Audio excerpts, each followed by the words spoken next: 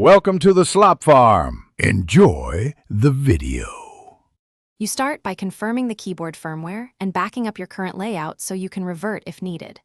Plug the keyboard in with USB-C, then enable the bootloader if the device requires it. This makes flashing possible. Open the Configurator app and load the Delta keymap template to avoid rebuilding from scratch. Once loaded, make only one small change to test the flow. This verifies connectivity and prevents cascading errors later, so you understand how the tool applies keymaps to the hardware. Now you edit the keymap and add layers to get productive behavior. Change the primary layer to remap modifiers and frequently used keys because small ergonomic tweaks save time.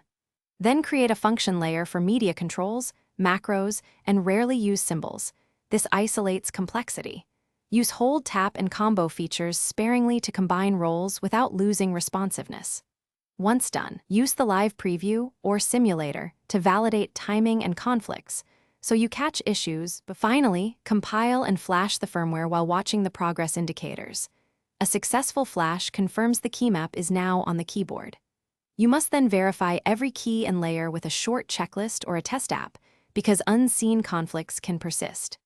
If something goes wrong, rerun the bootloader and flash again, inspect the connector and pinout, or restore your backup to recover immediately. One reliable troubleshooting tip: swap to a known good cable and port before deeper debugging to rule out simple hardware faults.